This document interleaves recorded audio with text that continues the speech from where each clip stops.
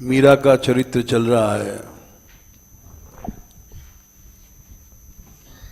और इसलिए चल रहा है कि कलयुग में ऐसे भक्त होंगे कृतादिषु प्रजा राजन कलौ इच्छन्ति संभवम कलौ खलु भविष्यन्ति नारायण परायणा। नारायण परायण भक्त कलयुग में ही होंगे। ऐसा क्यों कहा?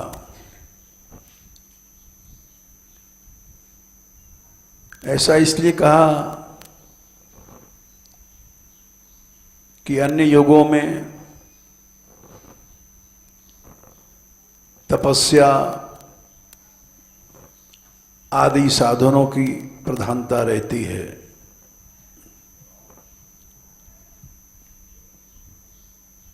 केवल साधन अवस्था में भी भक्ति और सिद्धावस्था में भी भक्ति।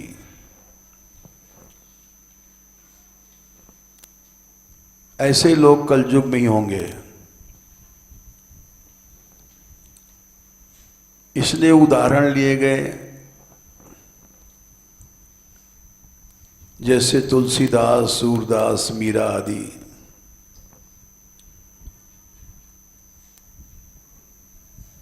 सांप्रदायिक भेदों के कारण लोग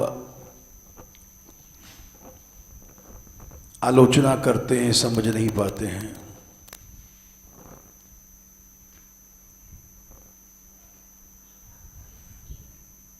सूरदास जी, तुलसीदास जी, इन लोगों ने मीरा जी अनन्य भगवान की भक्ति ही अपनाया।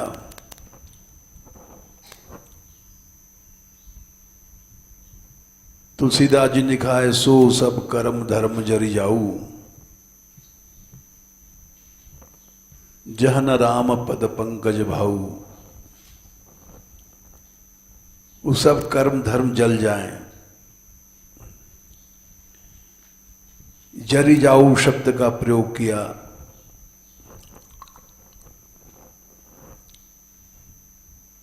यानी ग्रहण करना तो दूर रहा, अन्य साधनों को अपनाना भी दूर रहा, त्याग कर दिया। उसी तरह से सूरदास जी ने भी किया। साधन और कछु ना जग में, याते होए निवेरो, भरोसो दृढ़ इन चरणन गेरो।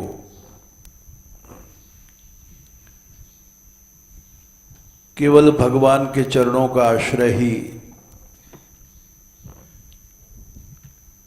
एक साधन है। और एक पद में तो लिखते हैं, देखोरी या मुकुट की लटकन, रास करत निर्तत प्यारी संग, नूपुर और पायल की पटकन। पीतांबर छुट जात छनई छन,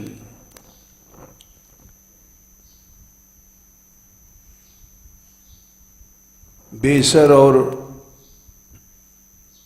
केशन की अटकन, सूर श्याम की या छवि ऊपर, झूठो जोग ज्ञान को भटकन।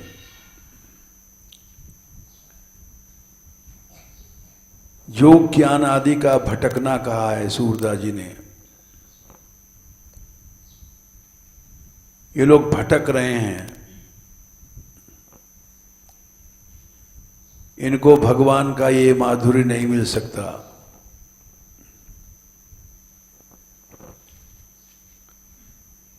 यही बात मीरा ने कहा जब चित्तौड़ में रहती थी, तो वो पद गाती थी,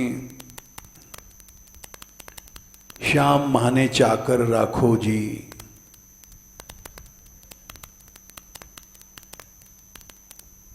जब तक वृंदावन नहीं आई थी, मुझको चाकर रख लो, सेवा में रख लो। चाकर रहसूं बाग लगासूं, नित उठ दर्शन पासूं।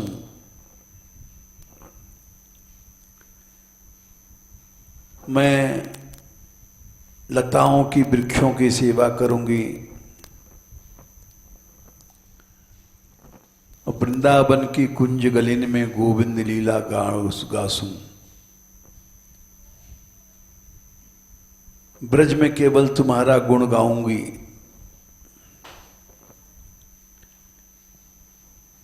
बोले इसी से सब काम हो जाएगा? हाँ, चाकरी में दर्शन पाऊं, सुमरन पाऊं खर्ची। नौकर को कुछ तनख्वाह मिलती है, मैं जब नौकरी करूंगी तो तुम्हारा स्मरण होगा, वही हमारी तनख्वाह है। खर्च माने पेमेंट। चाकरी में दर्शन पाऊं, सुमरन पाऊं खर्ची। और जब पैसा बहुत बढ़ जाता है तो मनुष्य प्रॉपर्टी जागीर बनाता है। मैं भी बनाऊंगी।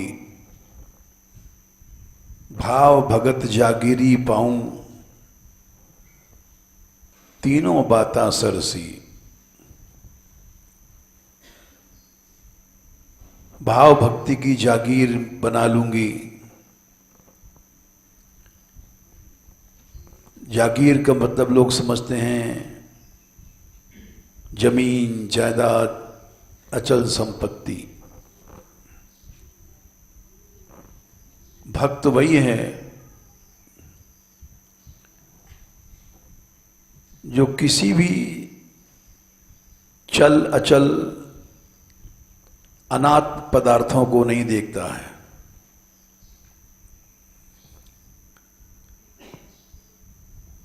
कथा चल रही है मुरली की,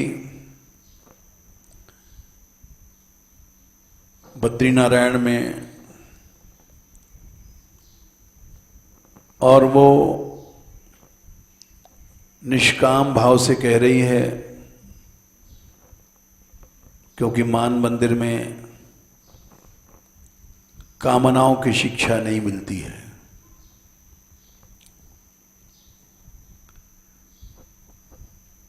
तो डॉक्टर दीपक ने बताया कि लोगों को फोन आ रहे हैं कि डीवीडी क्या कहते हैं, हमको मिल जाए तो हम इसको बना करके इसका आमदनी आपके मंदिर में देंगे, रॉयल्टी आपकी रहेगी।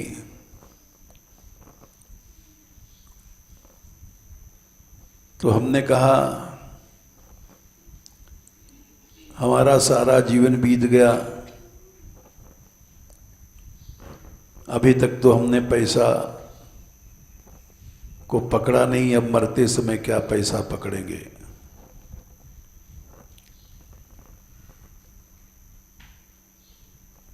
ना हम ऐसी सलाह देते हैं किसी को कि तुम पैसा पैदा करो। अरे कृष्ण चरित बेचने के लिए नहीं है। गोपियों ने कहा है तव कथामृतम तप्त जीवनम कवि भी रीडितम कल्मषापहम श्रवण मंगलम श्रीमदाततम भुवि गृणन्ति ते भूरिदा जना। ये कथामृत है, ये अमृत बेचा नहीं जाता।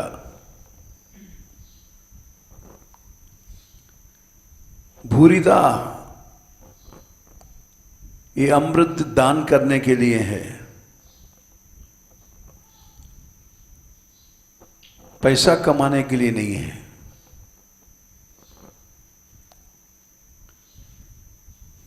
इसलिए ये रॉयल्टी वाल्टी बेकार की चीजें हैं। पैसा वैसा श्रीमद् भागवत में पहले ही कहा गया।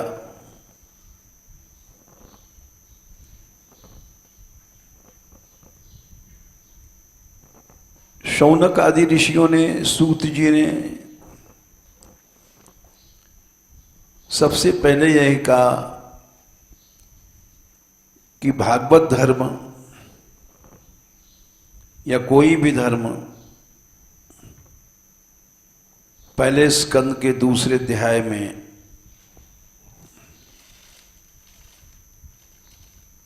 ये बात कही गई है कि धर्म इसलिए नहीं है कि हम पैसा कमाएं।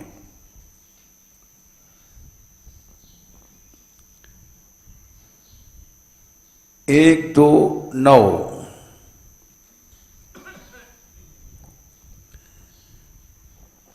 धर्म तो आप वर्ग संसार से मुक्त होने के लिए है, न अर्थ पैसे के लिए नहीं है कि धर्म के पीछे हम पैसा कमाएं। धर्मस्य यापवर्गस्य नार्थो अर्थायोपकल्पते।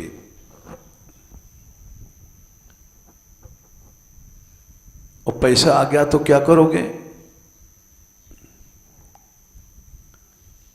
नार्थस्य धर्मैकांतस्य। पैसा एक कच्ची कौड़ी भी तुम्हारी नहीं है, न तुम्हारे बाप की है। धर्मैकांतस्य, भागवत धर्म में, भगवत सेवा में लगा दो।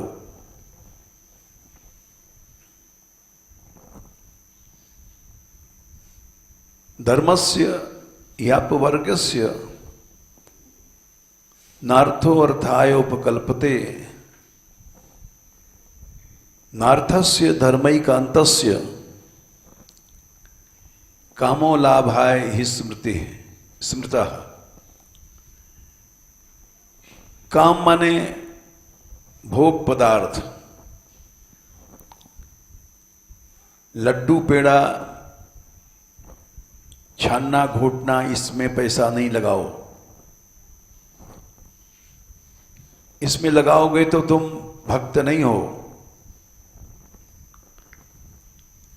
अपनी कामनाओं में, अपने भोग में खर्च नहीं करो। जो मिल गया वो प्रभु का है।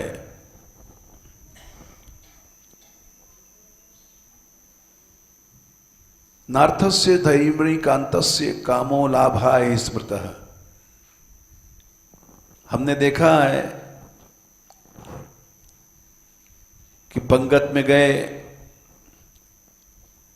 साधुओं को दक्षिणा मिलती है 100 50 रुपए, और उसको वो अपना समझ लेते हैं। हम इसको कुछ भी करें तो भक्ति नहीं रही, भागवत धर्म से गिर गए। एक पैसा भी अपने भोग पदार्थों में मत लगाओ, तो तुम भागवत हो और भक्ति समझे,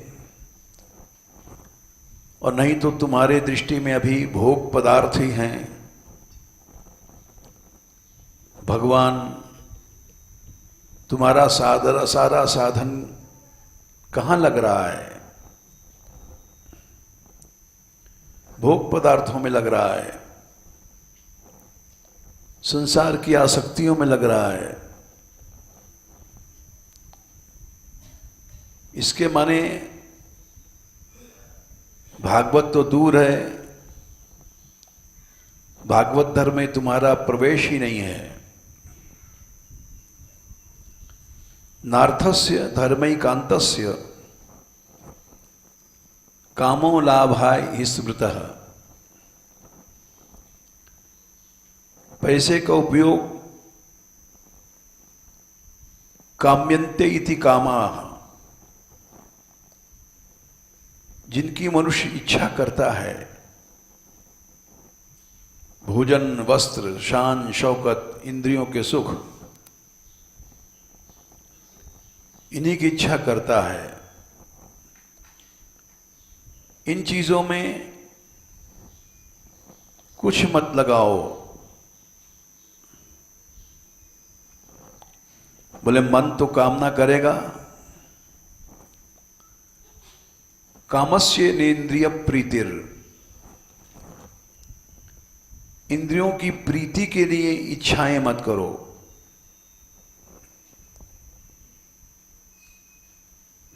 मनुष्य स्त्री से प्यार करता है क्योंकि उसको भोगता है, इसलिए प्रेम करता है। इंद्रिय की प्रीति के लिए इच्छाएं नहीं हैं। लाभो जीवेत यावता, केवल जीवन निर्वाह होता रहे।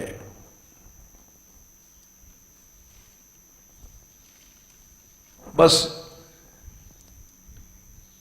इतने ही ग्रहण करना चाहिए,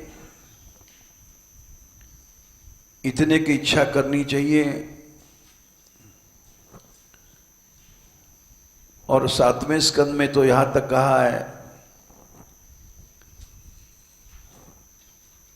एक बड़ी विचित्र बात कही है 7वें स्कंद में, जहां नारद जी ने उपदेश दिया है 7, 14, 8।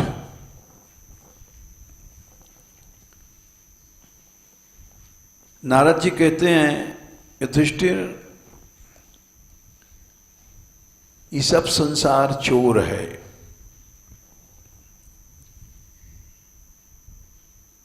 राजा है वो भी चोर है, पंडित है वो भी चोर है, साधु है वो भी चोर है, विरक्त है वो भी चोर है। बोले ये कैसे? एक पद है सूरदास जी का, जगत में देखे सब ही चोर।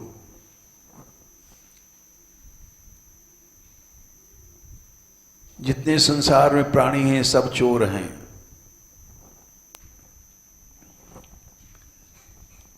और हमारो कन्हैया तो जो यशोदा मैया कह रही हैं,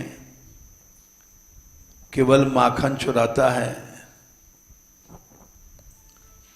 राजा चोर, ये सब चोर हैं। उसी बात को नारद जी कह रहे हैं, चोर क्यों हैं? 7, 14, 8। यावत् ब्रेज जठरम तावत् स्वत्वम ही देहिनाम। जठर माने ये गड्ढा पेट का, भर गया उतना ही तुम्हारा अधिकार था।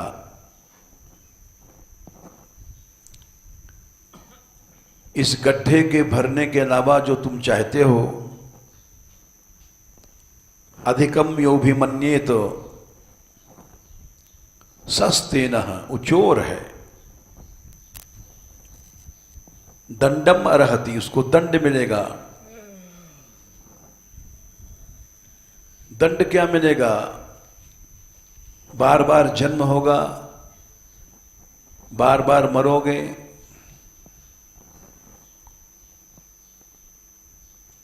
ये 5वें स्कंद में कहा है भगवान ने कि मनुष्य विकर्म करता है,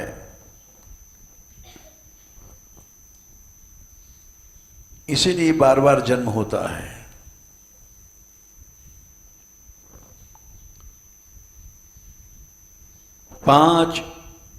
पांच और 3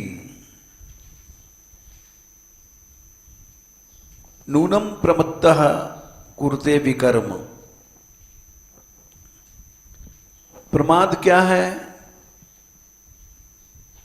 विकर्म करना। नूनम प्रमत्तः कुरुते विकर्म, विकर्म करता है मनुष्य। विकर्म क्या है?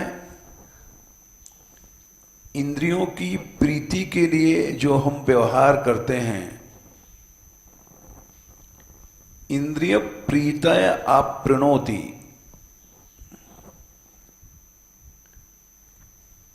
लड्डू खा रहे हैं जीव के प्रीति के लिए,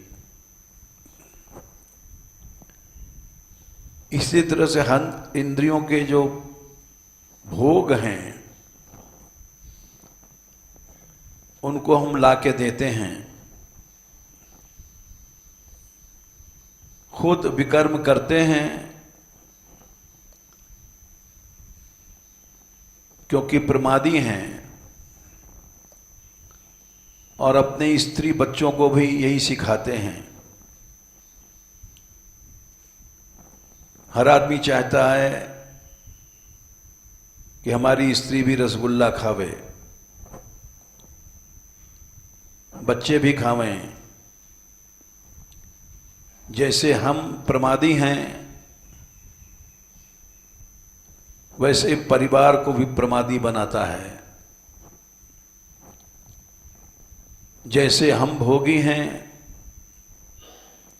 लड्डू पेड़े में खुश रहते हैं, वैसे हमारे बच्चे स्त्रियां भी लड्डू पेड़े में खुश रहें।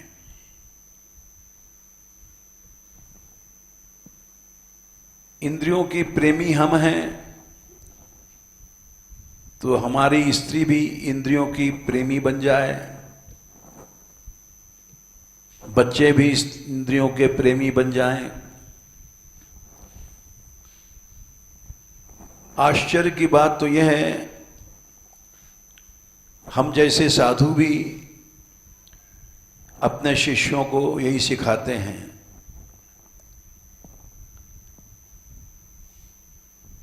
करीब 50 साल पुरानी बात है, हम यहाँ साधु बनने के बाद भी पढ़ते रहे, शास्त्री आदि परीक्षाएं करते रहे।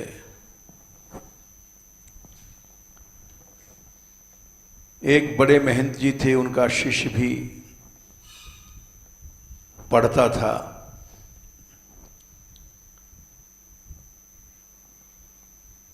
तो गुरुजी इतना प्यार करते थे उस शिष्य से कि वो उसके कपड़े, उसका रहन सहन राजकुमारों की तरह था। सब खर्च गुरुजी देते थे।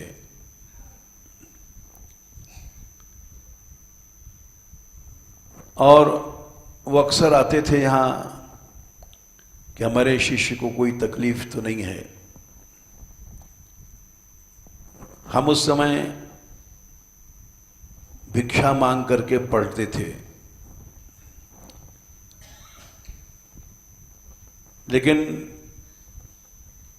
गुरु जी का व्यवहार हमको अच्छा नहीं लगता था। वृंदावन से आते थे और शिष्य को पैसा आदि दे करके चले जाते थे।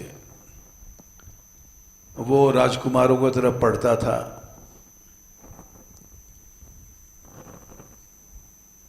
अब ऐसा व्यक्ति जीवन में चोर ही तो बनेगा।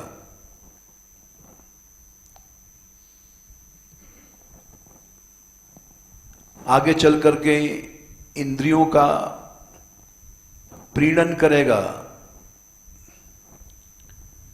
इंद्रियों के लिए कर्म करेगा। जो आदत बनी हुई है लड्डू पेड़ा, सुख सुविधा, तो ऐसा शिष्य चोर ही तो बनेगा।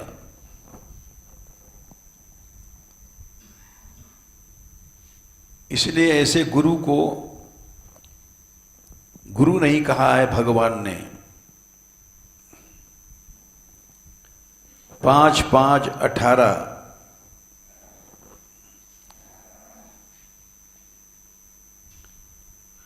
18 है कि 16 है। गुरु न सस्यात स्वजनो न सस्यात, 18 है। वो गुरु गुरु नहीं है, खुद भटक रहा है प्रमाद में और शिष्य से प्रेम कर रहा है, तो शिष्य को भी भोगी बना रहा है। स्वजन माने चाचा ताऊ, कुटुंबी लोग आते हैं, वो यही सिखाते हैं अच्छा खाओ अच्छा पहरो। पिता न सस्यात जननी न सास्यात, पिता पिता नहीं है। जो सिखा रहा है यही प्यार कर रहा है कि हमारा बेटा इंद्रियों का भोगी बन जाए। वो जननी मां नहीं है। अपने बच्चे को भोग सिखा रही है, रसगुल्ले का कलयू करो, दूध मलाई मिठाई खाओ, मौज मारो। बोले वो मां नहीं है, वो पिता पिता नहीं है। गुरु न सस्यात स्वजनो न सस्यात, पिता न सस्यात जननी न सास्यात, दैवम न तस्यात न पतिश्च सस्यात। दैव माने भाग्य भी, वो भाग्य नहीं है जो मनुष्य को भोगी बना दे। पति, वो पति नहीं है जो अपनी स्त्री के लिए रोज सुनहली साड़ी लाता है, क्रीम पाउडर लाता है, भोगनी बनाता है। वो पति नहीं है। पिता वही है, मां वही है, पति वही है जो मृत्यु से छूटने का उपाय बतावे। भगवान की शरणागति में ही तन मन धन लगाओ। इंद्रिय को भोगों में तन मन धन नहीं लगाओ।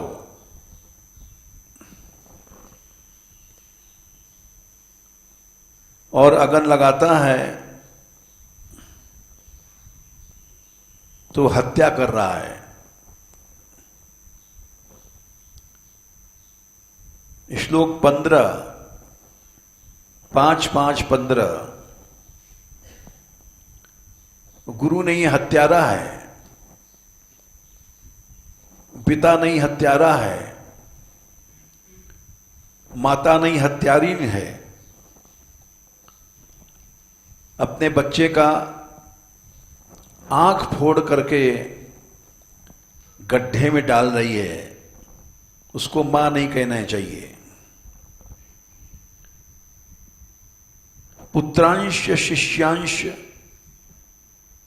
नृपो गुरुर्वा, पुत्रान जितने भी बच्चे हैं,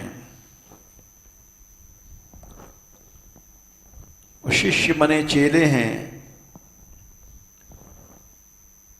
गृहस्थ है चाहे राजा है, गुरु है, विरक्त है, जो मेरे धाम में आना चाहता है, मल्लोक कामो मदनुग्रहार्थ, भगवान के धाम में जाना चाहते हो तो तुमको इतना कट्टर बनना पड़ेगा। जो जीव तुम्हारे बेटे बेटी बन गए हैं, स्त्री बन गई हैं, चेला चेली बन गए हैं, वे भगवान की कृपा प्राप्त करो, भगवान से मिलें, उनको यही सिखाओ। मल्लोक कामो मदनुग्रहार्थ, हमारे लोक में आना चाहते हो, हमारी कृपा प्राप्त करना चाहते हो, इत्थम विमन्युर अनुशिष्याद अतच ज्ञान। हर चेला खुश हो जाता है जब गुरुजी कहते हैं हमारे बाद इस स्थान का मालिक तू रहेगा। शिष्य समझता है गुरुदेव बड़ा प्यार कर रहे हैं, और दूसरे को अगर महंत बना दिया तो शिष्य गुरु से चिढ़ता है, गुस्सा करता है, दुख करता है।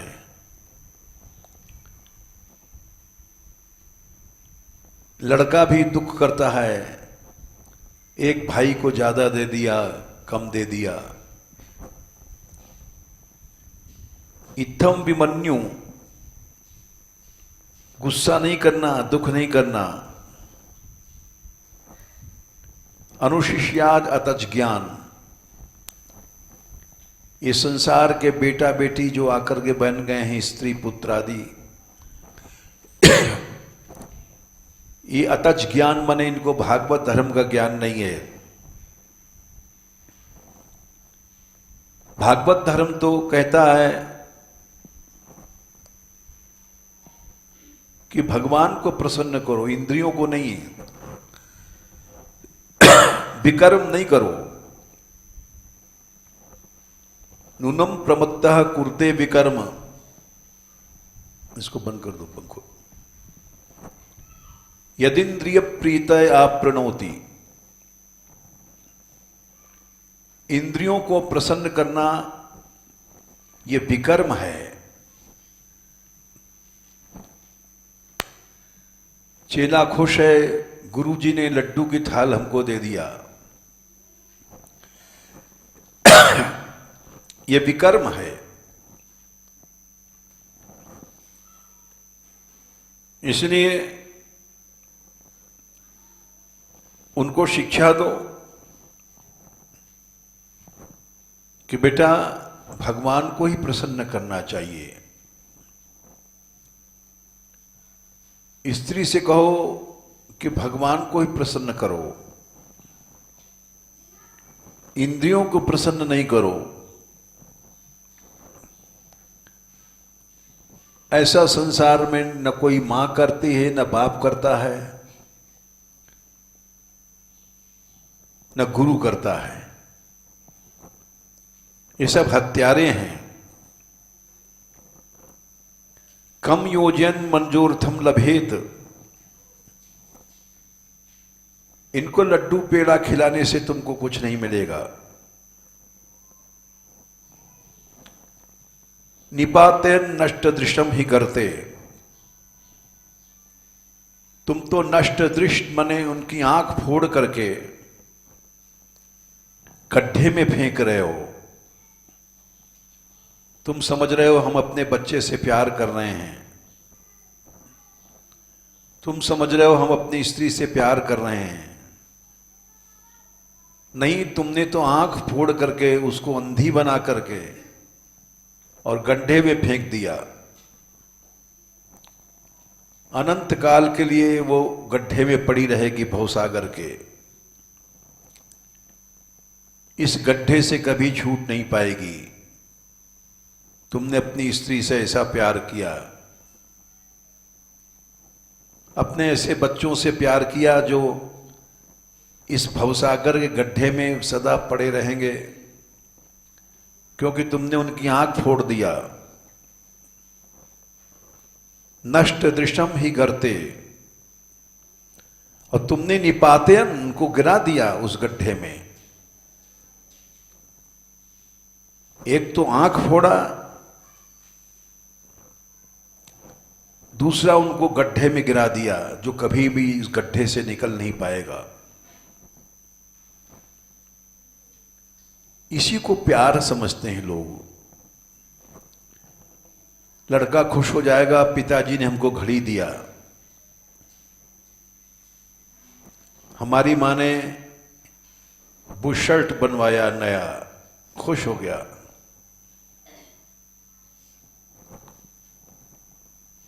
बोले वही सब गलत है। पिता तो एक ही हुआ है।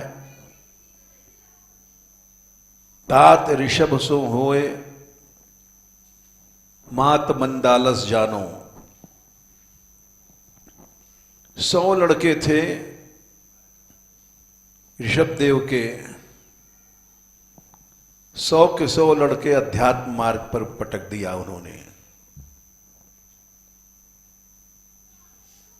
81 को तो ब्राह्मण बना दिया, ब्रह्मवेत्ता।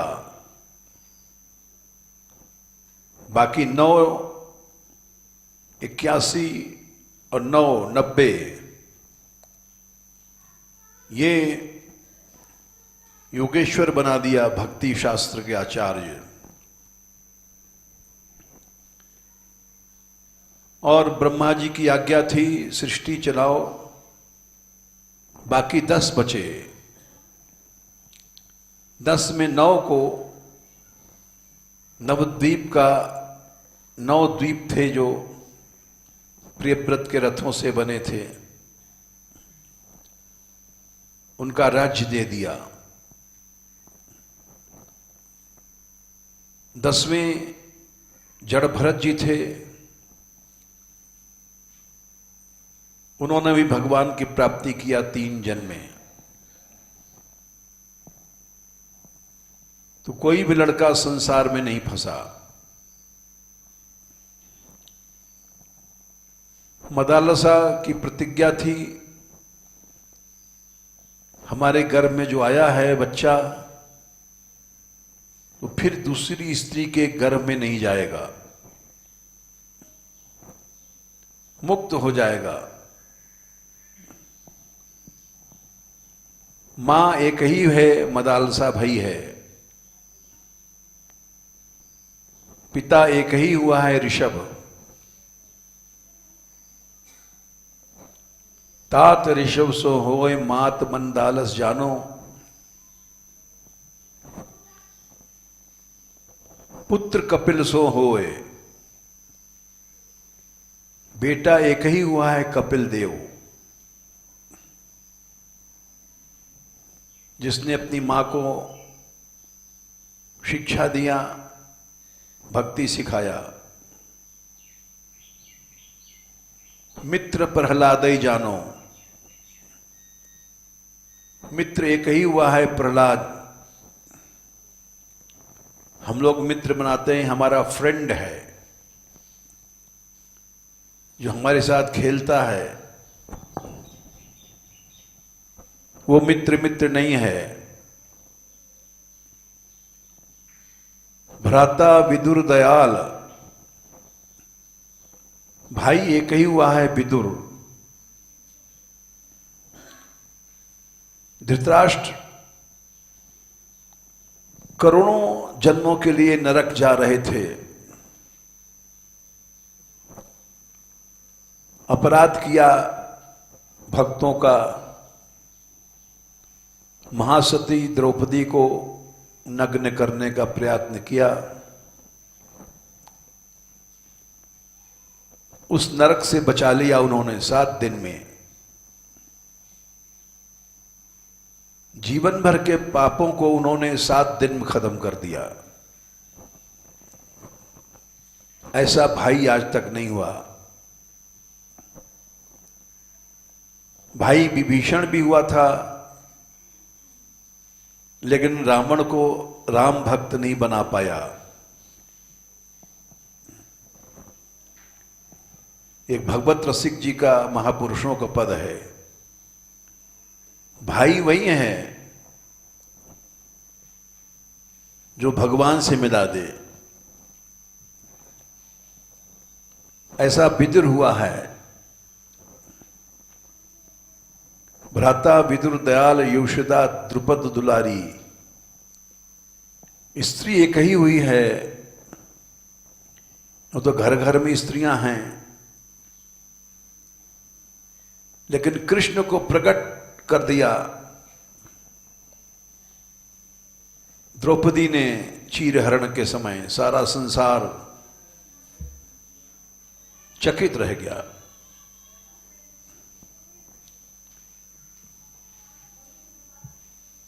गुरु नारद सो होय अकिंचन परोपकारी।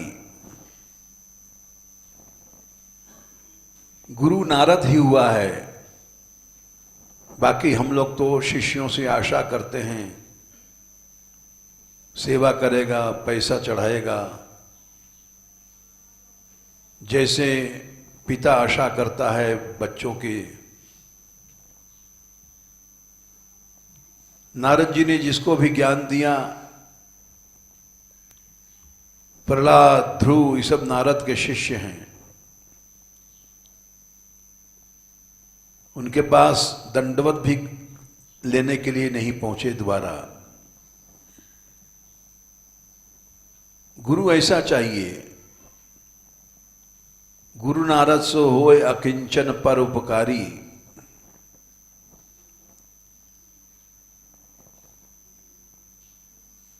भरता नृप अम्बरीश सो। पति एक ही हुआ है, अम्बरीश,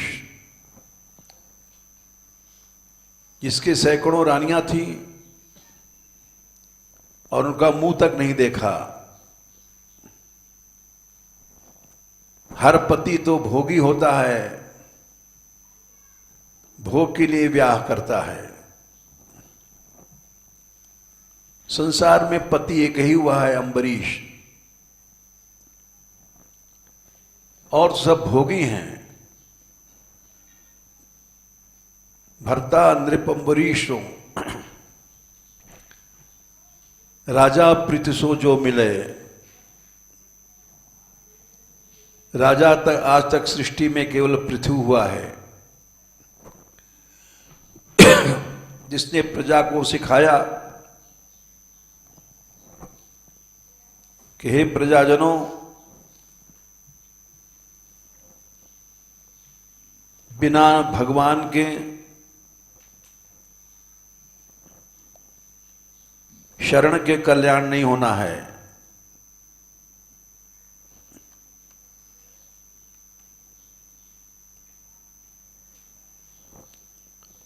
प्रजाजनों को सिखाया उन्होंने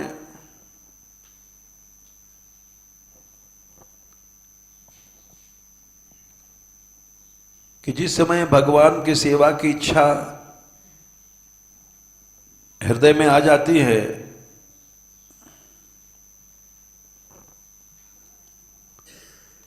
उसी समय जीव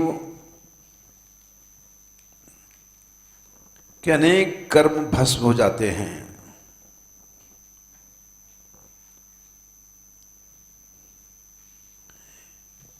प्रजा को सिखाया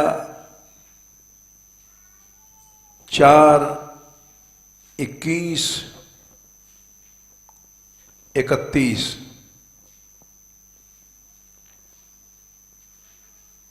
यत्पाद सेवाभिरुचिस्तपस्विनाम अशेष जन्मोपचितम मलम धिया सत्य क्षिणोति अन्वहमेधिति सती यथा पदांगुष्ठ विनिश्रिता सरित। ऐसा राजा आज तक नहीं हुआ।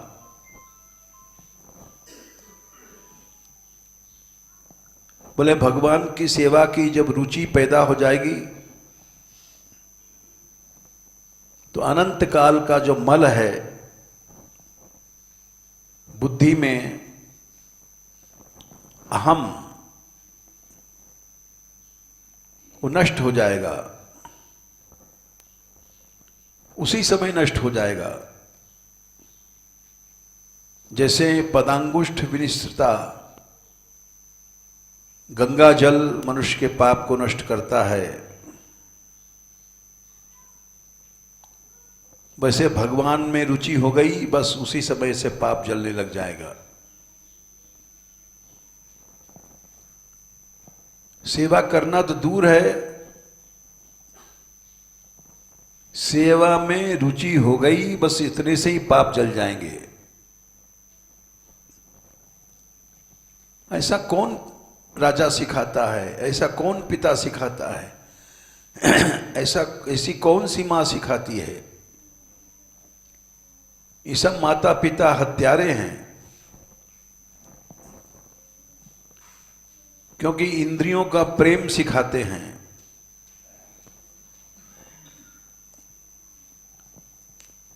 मीरा जी ने एक पद में गाया है, चित्तौड़ में रहती थी, अनेक प्रकार के संत जाते थे वहां। जोगी आया जोग करन को, तप करने सन्यासी। बड़े बड़े जोगी जाते थे, योग के चमत्कार दिखाते थे। बड़े बड़े तपस्वी सन्यासी जाते थे, सबका सम्मान करती थी मीरा जी। जोगी आया जोग करन को, तप करने सन्यासी। बोले वृंदावन के ही संत आते हैं जो कृष्ण गुण गाते हैं। हरि भजन को साधु आए, वृंदावन के वासी। योग तप आदि इनसे कुछ नहीं होता है।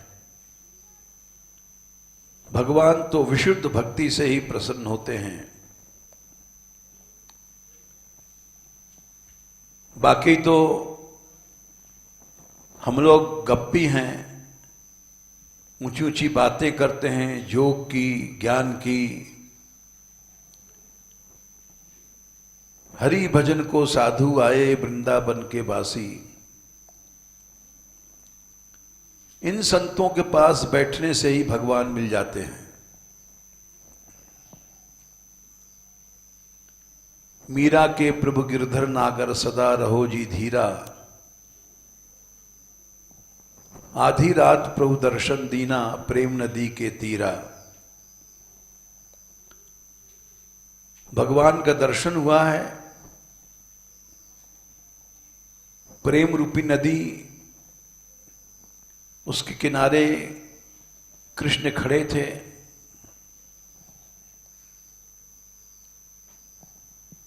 तो इसलिए इनका चरित्र हमने लिया।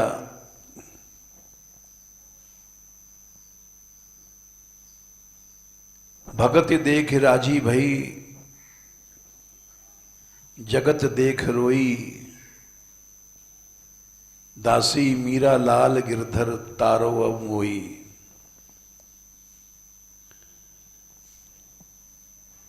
महारानी थी चित्तौड़ की। राजा लोग आते थे, सुनहनी पाग, सोने का मुकुट, सोने की कटार,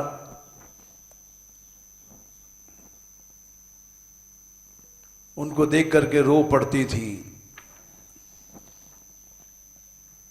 ये कहाँ के राजा हैं, ये उस रियासत के राजा हैं,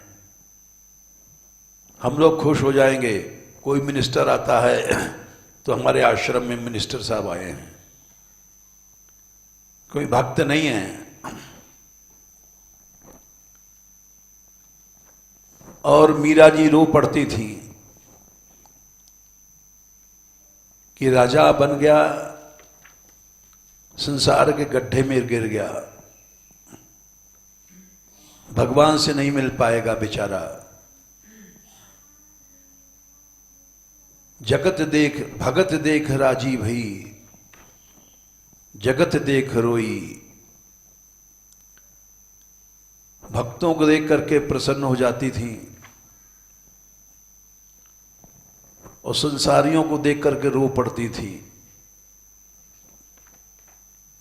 दासी मीरा लाल गिरधर तारो अब मोई। एक पद में तो उन्होंने यहां तक कहा है कि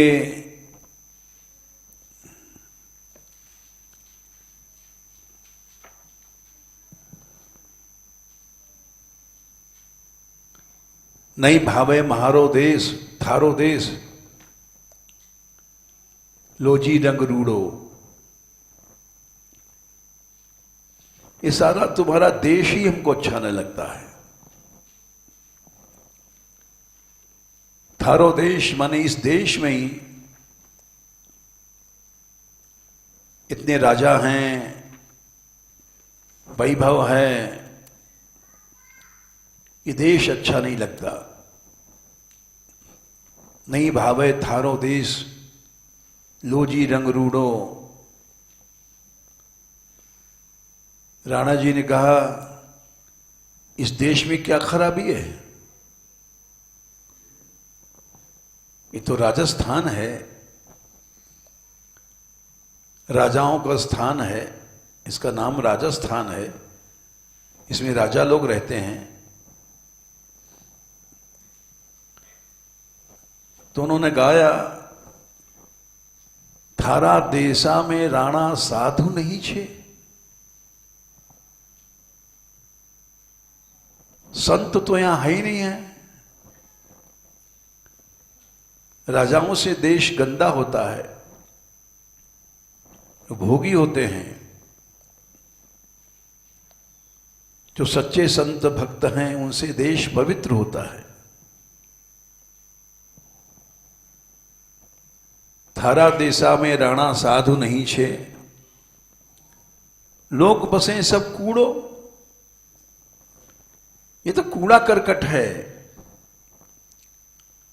राजा साहब आ रहे हैं, सोने की कटार हाथ में है, सोने का मुकुट है, ये कूड़ा करकट है। बोले कूड़ा क्यों कहती हैं? अरे सोने में कलयुग का निवास है, ये तो पापमय है। सोना इकट्ठा करते हैं, संपत्ति इकट्ठा करते हैं। थारा देशा में राणा साधु नहीं छे, लोग बसे सब कूड़ो। और फिर आखिर मीरा के प्रभु गिरधर नागर, बर पायो मैं रूडो। बोले इन संतों से प्रेम करने का फल है, सावरिया हमको बर मिल गया, कृष्ण मिल गए। इन भड़ुओं से प्रेम करने में नरक मिलता है। इसलिए वो नारायण परायण थी, जैसा भागवत में कहा गया। दुनिया की कोई सुख संपत्ति उनको बांध नहीं पाई, भोग बांध नहीं पाए, संपत्तियां बांध नहीं पाई। संपत्तियों को देख करके रोती थी। हम लोग तो साधु बन करके भी पैसे का नोट का बंडल पाके खुश हो जाते हैं, क्योंकि भक्ति नहीं है। सांसारिक संपत्ति पाके खुश होना ये भक्त का लक्षण नहीं है, ये विमुख का लक्षण है। इसलिए अभी इनका चरित्र चल रहा है, चलेगा। जय श्री राधे।